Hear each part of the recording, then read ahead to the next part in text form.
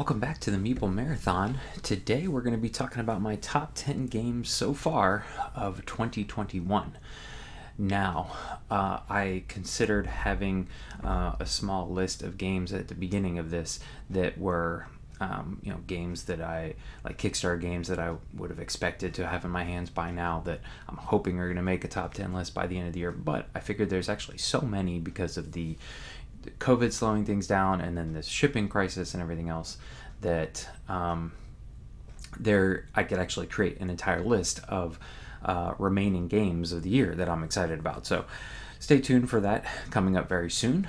But today I just want to talk about the games that have come out in 2021 and that I've played so far in 2021 and that I feel have the chance of making my overall top 10 list at the end of the year. Now, I will say that I did include expansions, so we might talk about a game or two on here that is not from 2021, but the expansions are from 2021. So I just wanted to throw that caveat out there before we get started. Otherwise, let's go ahead and get started with number 10, and that is Zombicide 2nd Edition. I was actually very excited about this game when it was on Kickstarter. It was actually supposed to have been one of those 2020 games that just got delayed by COVID and then everything else. And when it came, it was the typical standard Zombicide, tons of minis.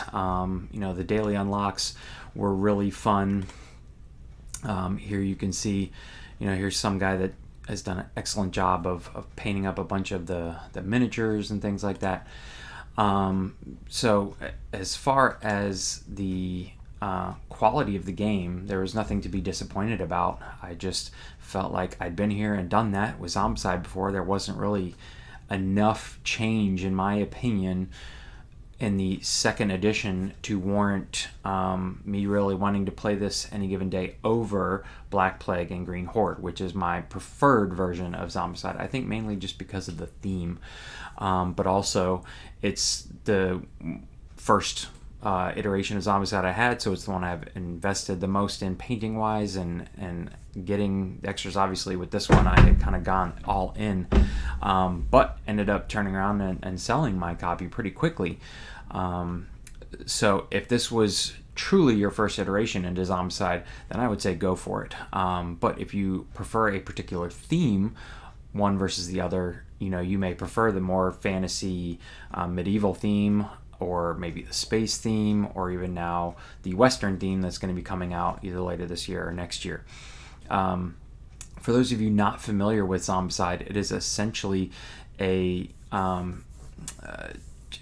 almost pandemic style game where things are just going to continue to get worse. Every round zombies get added to the board, and they're basically just trying to hunt you down, and you're attempting to complete objectives while also knocking out zombies. The more zombies you knock out, the more powerful your character gets, but also the more harder more and more zombies continue to come out. So it's again this give and take of how quickly do I want to ramp up my character to make things more difficult for me. But it is a great fun. It's not to be taken too seriously. It's a dice chucker. It relies heavily on the roll of the dice, whether you are successful or not.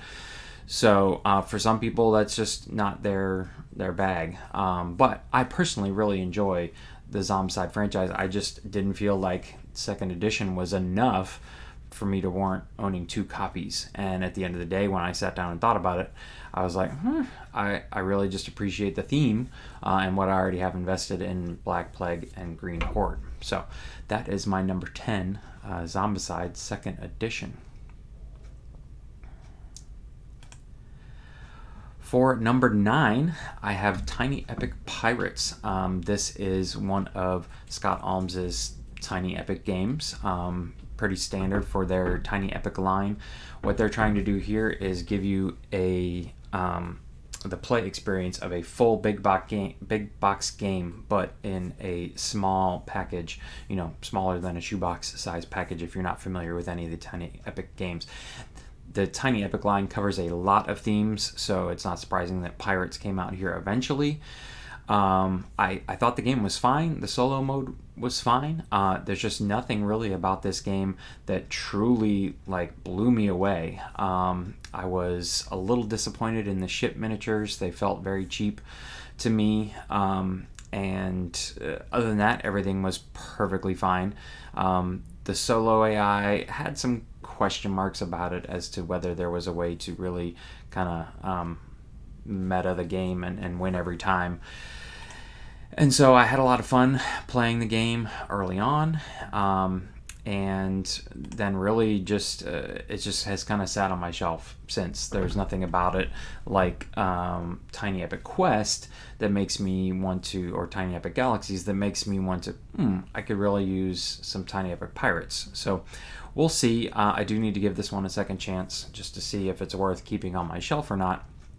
But again, if you are looking for kind of a sandboxy type of game that's got a pirate themed and or one that is very small form factors, easily going to fit on any shelf, can travel with easily, something like that, this would be a great choice for you. So that's my number 9, Tiny Epic Pirates. All right. Number 8 is technically Marvel Champions. Now, this game came out in 2019. It's several years old now, but plenty of expansions have come out for it this year, including, let's hop down here and take a look, most recently the Guardians of the Galaxies expansions. And prior to that, actually, I think Guardians of the Galaxy is really the only stuff that has come out in 2021. No, this says Scarlet Witch and Quicksilver also came out in 2021. So for those of you not familiar with Marvel Champions, it is a living card game, typical to Fantasy Flight's other living card games like Arkham Horror or Lord of the Rings. And this one essentially gives you a deck of cards that you use. They're like multi-use cards where you have to use them to kind of have to spend them. You have to give up cards to gain resources to play the other cards out in front of you, all while your enemy or nemesis are just pulling tricks on you.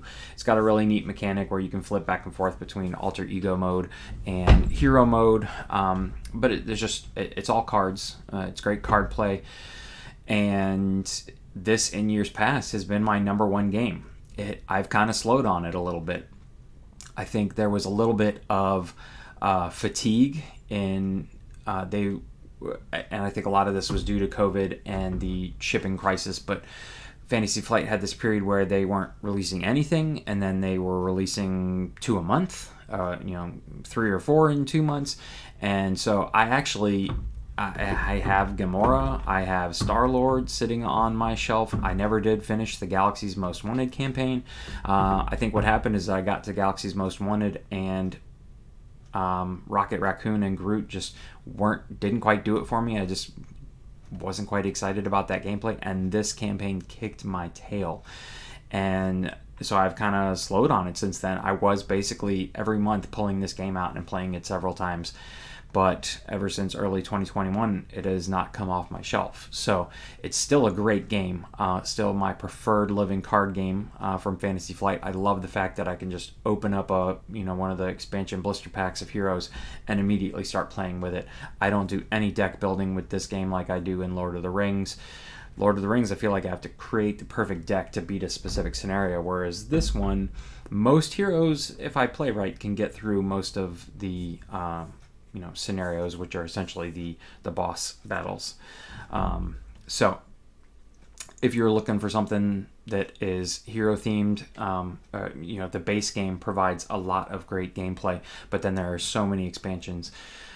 Pick and choose your favorite character, basically, and you can have a lot of fun with this. Again, still a great game, but just as far as 2021 is concerned, I've really kind of slowed on it. So we'll see where this ends up at the end of the year with like the Thanos expansion coming out. Here it is right here, set to come out in 2021.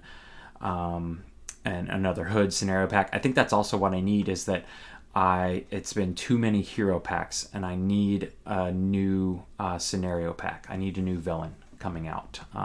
So we will see how that turns out. That was my number 8. Yeah, my number 8.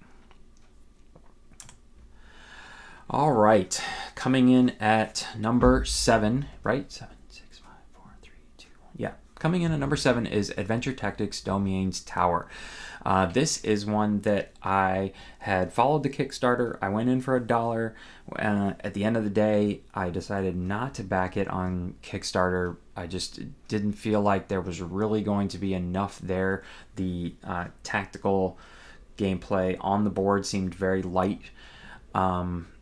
And after seeing people get their copies of Kickstarter, people reviewing it, Tom Vassell was one of the ones, and One Stop Co-op Shop had reviews that really raved about the game in general, but also the leveling up system of the heroes, which is really what drew me to the game to begin with. And that portion of the game does not disappoint. This game is excellent in terms of leveling up, giving you the opportunity to kind of choose the path for your heroes, level them up in whatever way you so fit. It's not linear at all, and each time you level up, it makes you want to go out there and play another round just to see what your new character can do.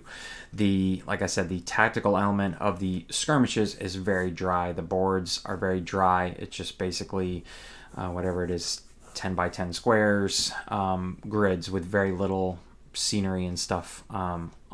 So it basically is just this tactical combat, because everybody starts on the map to begin with, and it's just, do I move forward now, or do I stay back? Do I let them come to me? That kind of stuff. So at the end of the day, I feel like I was spot on with my assessment, but it just turned out to be that the gameplay was okay enough, but the upgrading system, which I really appreciate in games, was enough for me to go out and purchase the game. And I'm hoping that they have addressed some of the materials issues in the most recent Kickstarter, and they'll be upgrading some of that stuff. Like I purchased the neoprene mats and things like that. So hopefully we'll see if maybe the second Kickstarter, the first expansion, can turn things around, but I'm not expecting that to come in 2021. This was another game that should have probably come in 2020 and just got delayed enough until early 2021. All right. Number 6 I have. Now this was interesting because I went back and looked and was like, when did I receive my copy of Dice Throne? And it was in February of 2021. Although I'm wondering maybe if it really started to hit other people in 2020. This is one of those games that definitely got delayed, not just by COVID, but they ended up redoing a lot, and I think it was more than they were prepared to take on. But I got my copy in 2021. I know I was kind of near the end of the delivery cycle, so again, maybe delivery did start around Christmas of 2020, but I'm including this in my 2021 because I didn't get my copy, which I kickstarted and got as quickly as they could get it to me. But Dice Throne Adventures, for those of you not familiar, is a way to play Dice Throne solo, and that's the biggest reason why I backed it. I remember backing the season 1 of Dice Throne. Seemed like really interesting gameplay, was really excited about it, and then just ended up not really having anybody to play with, anybody else that was super interested in the game, and so it just kind of sat on my shelf. And then they came out with season 2, and they upgraded all this stuff. They made new boards. I was like, ooh, that's really nice. It's still, I think, a fun game. I would play two-handed by myself sometimes, but I just did the basic who was it, the Cursed Pirate and the Samurai for season 2. And then when this came out, I was like, finally, a way for me to play Dice Throne solo. And so I was all in on this game, and it really didn't disappoint. It truly does give you the way to play Dice Throne, which is essentially just this Yahtzee style attack game, head-to-head attack game, where normally you're playing head-to-head against another player. You're rolling dice, and you can kind of see here on this player board that rolling certain dice symbols, straights or full houses, things like that, essentially playing poker while rolling dice. Think of it that way. The better poker hand you create with your dice, more than likely the more damage you're going to do. And then there's also defensive rolls, but then there's also these cards you can play and spend CP on, and they allow you to mitigate your dice rolls or heal back up, things like that. They give you upgrades upgrade your board and things like that. So it's a really slick system. It was a straight head-to-head game, and that's always what it was designed to be. Dice Throne Adventures gives you this kind of portal crawl mode where you're fighting numerous smaller villains, and then you bounce from that type of scenario to a big boss battle type of scenario. And what I really appreciated about this was the boss battle scenarios, so much to the point where I was like, I'm not really concerned about pulling like the Treant character all the way through an entire campaign, because they give you cards you can upgrade, and there's a reason why you would want to keep playing with the same character so you can upgrade them and see them grow. But what I really honestly just appreciated doing was taking the kind of early bosses, because the bosses do increase in difficulty, taking the early bosses and just going through all of the heroes of Dice Throne, and it gave me a way to just play the same person. That's one of the negatives, is that I was basically playing the same person time in and time out, but I was able to experience all of the various heroes in a way that I never was able to before. So I can play through all the characters now, and I'll just sit and play the Fallen Barbarian over and over and over again. What I would love to see about this from this game is them to create the deck of cards, and that's all you would need to create, that would be unique to the AI system for, like, just start with Season 1 and create an AI deck for each of the characters in Season 1, so you can play against that character. You can just pick the Treant, you can pick whatever character you want, and then you can pick whoever you want to play against, but it's a unique deck. So all they're having to create is the deck here. I would love to see that in the future, to just really expand and truly create Dice Throne as a solo game. Right now, it's Dice Throne Adventures. You have to have Dice Throne Adventures to make Dice Throne a solo game. But again, really unique, really fun, quick game play, and this gave me the ability to play solo. So that was my number 6. 1, 2, 3, 4. Yeah, that was my number 6. Coming in at number 5 is Cloudspire. Specifically the Horizon's Wrath and the Uprising expansions, which came out in 2021. Now, personally, this was my first experience with Cloudspire. I did an all-in pledge when they did the second printing, which seemed like a good thing, because they had all these like update packs that they were creating for people who had the first printing. But so to me, Cloudspire was new in 2021, but I played a heck of a lot of this Horizon's Wrath expansion. The pirate theme, where you can move their ship. It's technically, their base is a mobile ship, and just the solo scenarios are very interesting.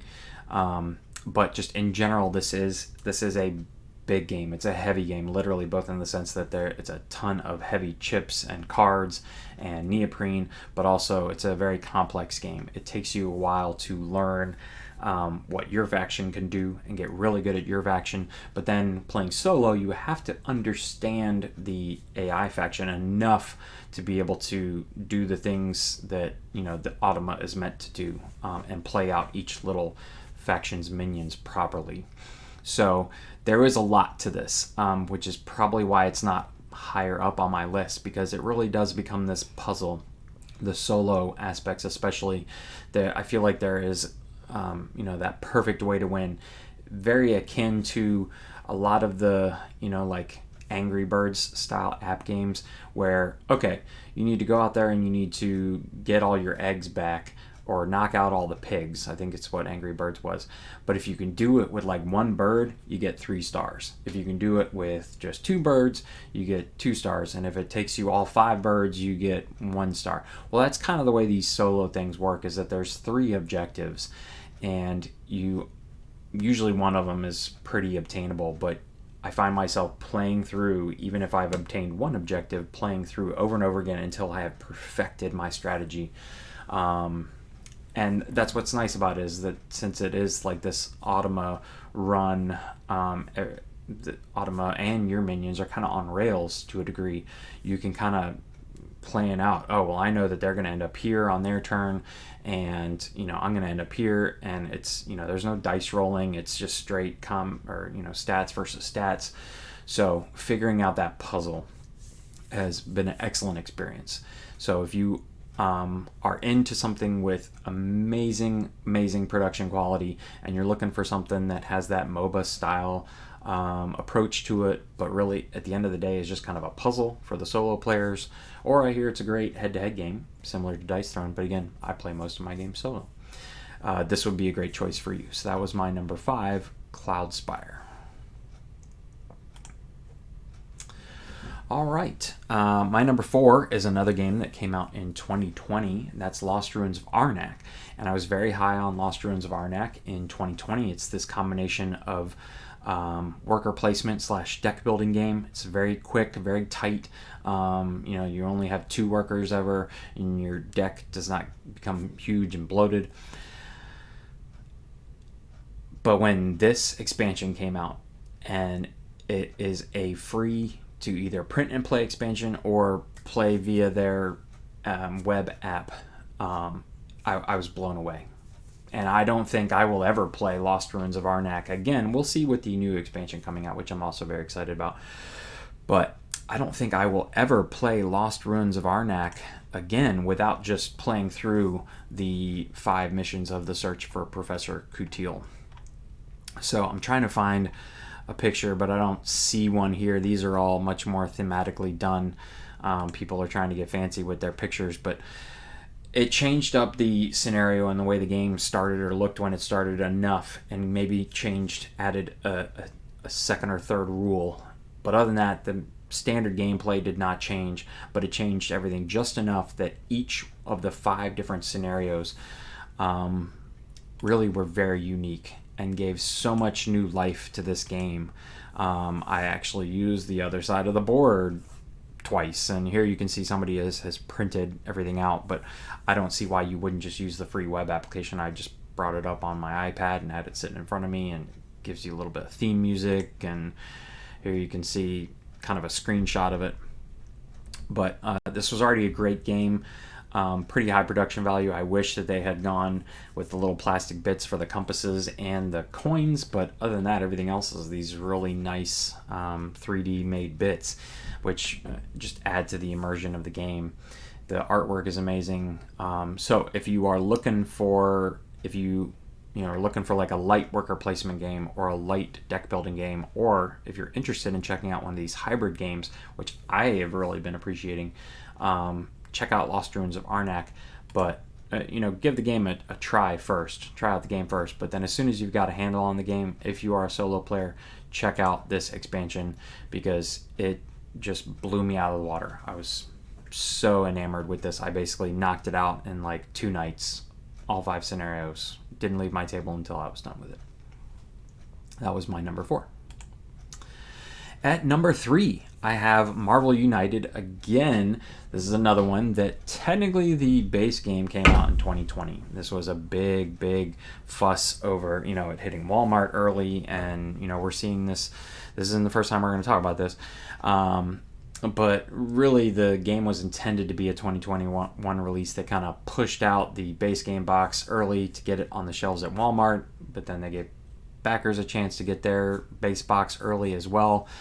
But what I was, taken by the game early on. I thought it was a cute game. It was fun. I really liked the miniatures were nice, but when all of this content came, and so this is why I chose the Kickstarter stretch goal box here as my kind of image to go off of. But all of the expansions just added so much to the game, especially the Thanos expansion and the Sinister Six expansion, but then the stretch goal box added all of these miniatures, and these are, at least for the moment, my favorite miniatures to look at, to paint, to play with. They could have easily made this game work with little standees, but they didn't.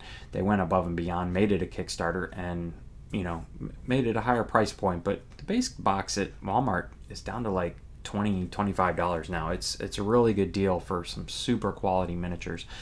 But when they came out with all this other content, I was just like in love with this game. I have since turned around and went all in on the X-Men content, and just cannot get enough of these miniatures, really. Most of my time spent with this game has been painting up the miniatures. But again, I've played through all the different scenarios. They all offer something different. Some are better than others. Like the Spider-Man expansion and the Black Panther expansion were just okay, but the miniatures in Spider-Man are just really fun. The Spider Pig is just a fun miniature, and Spider-Man in general has got this really dynamic pose on the wall and things like that. So, if you are into hobby painting at all, or enjoy the Marvel theme and want something that you can play a little bit of almost every Marvel character you can think of, and if it's not in this set, be prepared for it to come out with the X-Men set, then check out this game. It's a very light game, very quick, very super easy to teach. Your kids could easily play it. It's a no-brainer game, but the production value of this game is through the roof, and it's what really sets it apart for me. So that was my number 3, the Marvel United full set. Coming in at number 2 is the most recent game on the list, and this is another one that there was a bit of a misstep. I'm going to call it a misstep by the publisher in this hitting the shelves at Target prior to it reaching Kickstarter backers. To me, that's not a big deal as long as you're upfront about it, and they were not upfront about it. So if your whole sole purpose of backing a game on Kickstarter is to get it first, then you should be privy to the information that, hey, we're in a deal with Target, and that deal's going to hit no matter where the boat full of the Kickstarter versions is. So anyway, all that aside, Terraforming Mars for me did exactly what I wanted it to.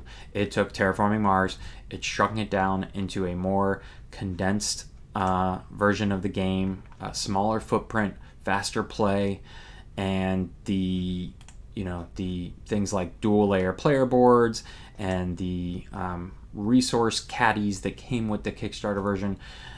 I now have no qualms about having waited for my Kickstarter copy, because these resource cubes make setup and teardown almost effortless. The dual layer player boards are perfect, that they keep your cubes in exactly one spot. But then I feel like there's just as many cards in this game as there was in the base Terraforming or original Terraforming Mars game, but it does the same thing. You feel that same experience of push and pull of how much you want to spend on cards versus resources. Do you want to build up your engine, or do you just want to build up your money? There's a little bit less combos in this game, but that really heavy decision of needing to decide what this is like the Japanese version or something like that. What phase am I going to choose this round? And I've yet to play co-op. I'm very interested to see how co-op plays, because there's nothing against table talk in the co-op version. So you're basically getting to decide exactly what 2 phases you're going to play each round. But I've really enjoyed this solo, because it technically is a beat your own score thing, but it really has just been a challenge to terraform Mars every time, with not knowing what the other phases you're going to get from the solo AI, not knowing what cards are going to come out. I've seen and played different strategies, and all the times I've played it, and I've just really been enjoying this experience. Similar to what I felt like when I first got Terraforming Mars, the original game, but this is just a much smaller box, much more condensed footprint on the table, and faster gameplay. Pretty much I'd say 3 out of 4, 75% of this game I feel like is better than the original Terraforming Mars. So if you are into card comboing, engine building, and are looking for a tight, smaller, it's not an tiny epic game by any means. It still does have a little bit of a footprint, but not nearly the size of some of these other games on the list. So check out Terraforming Mars. That was my number 2. My number 1 should come as no surprise to anybody who has been keeping up with the channel, at least this year. I raved about this game. I actually played through this entire game on the channel, an entire campaign. I have yet to come back to it, but my memories and my experience of that game have stuck with me, and that is Sleeping Gods. Like I said, there are a few games that are still yet to come out, that are pending to come out this year. We'll see if they knock off Sleeping Gods. At the timing of this video, a game like Descent Legends in the Dark, which is had a lot of talk about it, both good and bad, could dethrone this, or Massive Darkness 2 could dethrone this. We'll see. But for now, this was clearly my number one game when I played it. I couldn't talk enough about it. I raved about it. I cared enough about it to put my entire campaign on the channel. So if you want to experience that, by the way, all of these games that I featured today, I have done a playthrough video for. So there'll be links to all of those, at least one of the videos, in the description below, if you'd like to see some gameplay and don't just want to look at me stare at the BGG pages. But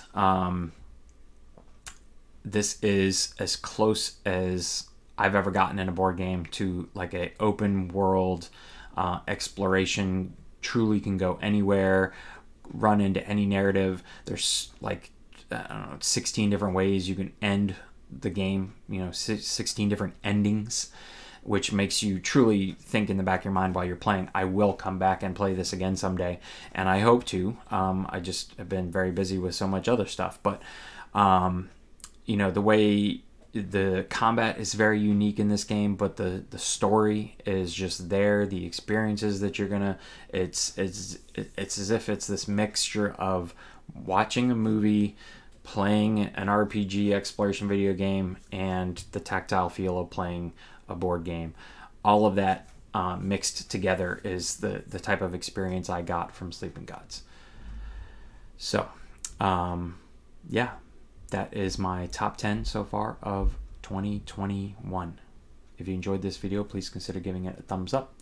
And if you'd like to see more content like this in the future, please consider subscribing to the channel. Once again, thanks for watching. Have a great day.